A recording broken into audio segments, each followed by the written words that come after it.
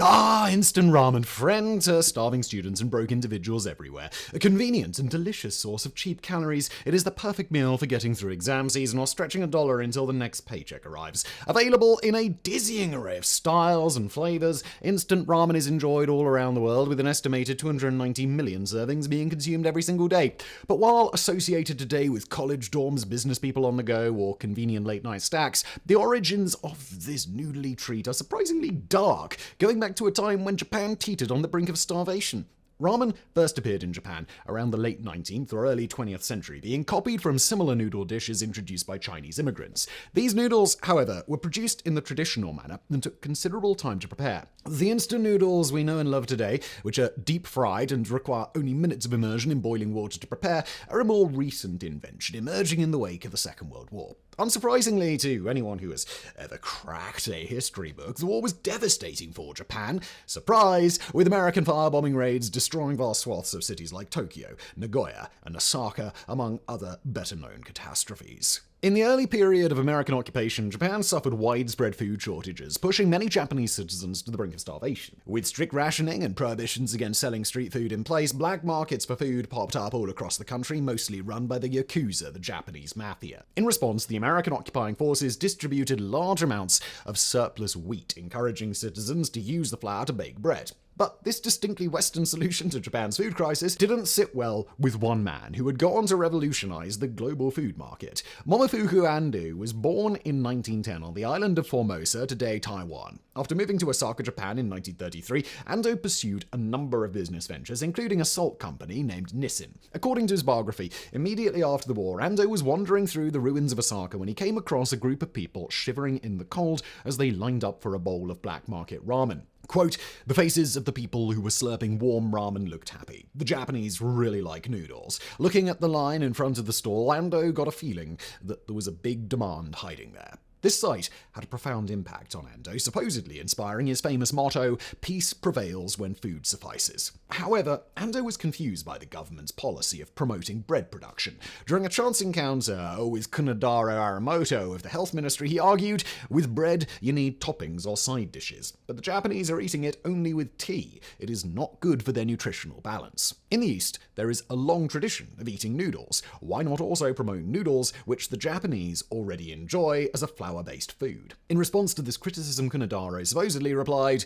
well, why don't you solve the problem? Whether this conversation really happened exactly like that or not, well, doesn't matter, because that's precisely what Ando did anyway. 10 years later, Ando purchased second-hand noodle-making equipment and set up a food laboratory in his backyard shed. Over several months, he experimented with various combinations of ingredients and cooking techniques to create the ideal post-war food for the masses, which he determined must be A, tasty, B, non-perishable, C, capable of being prepared in less than 3 minutes, D, inexpensive, and E, safe and healthy. Reportedly inspired by his wife frying tempura vegetables, Ando discovered that flash-frying cooked noodles not only dehydrated them, rendering them shelf-stable, but also opened up tiny voids on their surface, allowing water to better penetrate and more quickly cook the noodles. Eventually, Ando perfected the process for cutting, pressing, and frying noodles into small blocks, which could then be mixed with boiling water and a packet of dehydrated soup stock to create a tasty meal within minutes. For the first version of the product, Ando chose chicken stock, since it seemed hearty, nutritious, and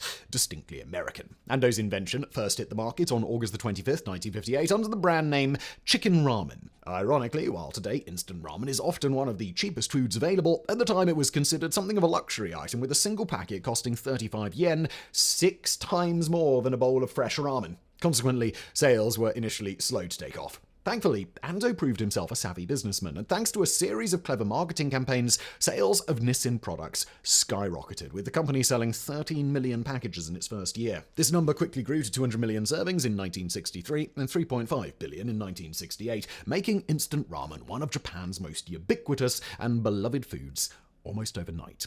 By the mid-1960s, however, the market saturation caused Nissin's sales in Japan to plateau, and Ando set his sights on a new market, the United States. With Japanese dishes like sukiyaki all the rage in the US, Ando figured that instant ramen would be a big hit with Americans as it was with the Japanese. His intuition proved correct, but it was on a business trip to the United States in 1966 that Ando made a fateful observation. Instead of preparing instant ramen in a pot and serving it in a bowl like the Japanese, Americans crumbled the noodles into styrofoam styrofoam coffee cups and poured hot water over them. Inspired by this alternative preparation method, on his return to Japan, Ando developed a brand new product, Cup Noodles, in which the instant noodles were pre-packaged in a paper, later styrofoam cup, combining the functions of a cooking vessel and serving bowl into one conveniently portable package. Further innovations included the addition of dehydrated vegetables to the soup stock mix and a peel-away foil lid inspired by a container of nuts Ando had eaten on a trans-Pacific flight. Wanting to make the product appear cosmopolitan and modern,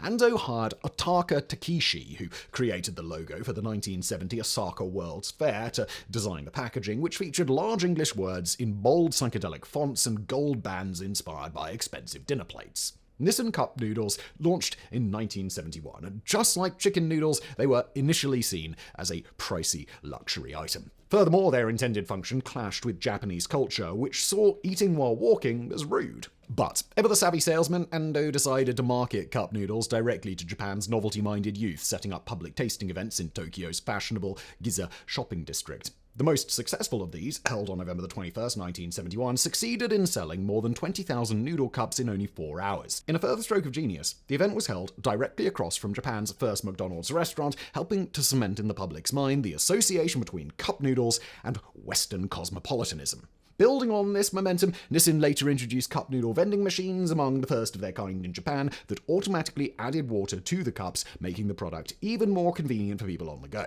And in a dramatic example of there being no such thing as bad publicity, in 1972 Nissin received unexpected national exposure thanks to the Osama Sanso incident, in which members of the left-wing United Red Army broke into a holiday lodge below Mount Osama and held the wife of the lodgekeeper hostage for 9 days. News footage of the incident prominently showed police officers eating cup noodles in order to stay warm, further promoting the product as a convenient and delicious meal for busy people. Cup noodles proved even more popular than chicken noodles, completely surpassing the older product's sales by 1989. Today, cup noodles outsell packaged noodles in Japan more than twofold. Indeed, so influential are cup noodles that they completely changed Japanese dining culture.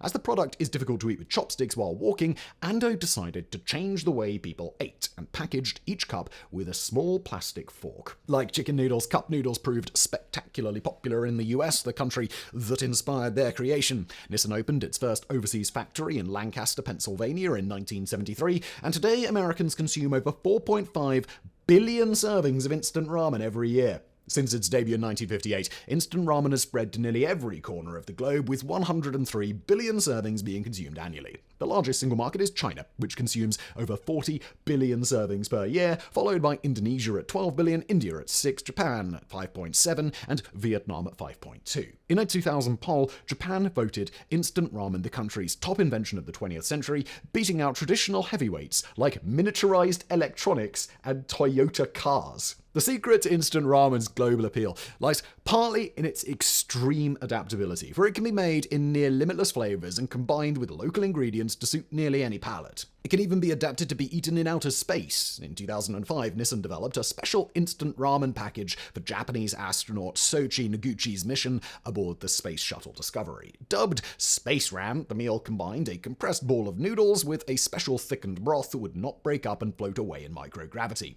Yet despite the company's extraordinary success, Momofuku Ando never forgot his original goal of ending world hunger. In 1997, he founded the World Instant Noodles Association, an organization dedicated to distributing instant noodles in areas ravaged by war, poverty, and natural disasters. These efforts came full circle in 2011 following the Tohoku earthquake and tsunami, when instant noodles were used to feed thousands of displaced Japanese citizens. Momofuku Ando died in 2007 at the age of 97, a beloved national hero with 2 museums dedicated to his life and inventions. His funeral, held in a baseball stadium and officiated by 34 clergy members, was attended by 2 former prime ministers, with Yasuhiro Nakasone delivering a eulogy in which he praised Ando as the creator of a culinary culture that post-war Japan can be proud of. And that is a legacy worth raising a glass, or maybe a noodle cup too.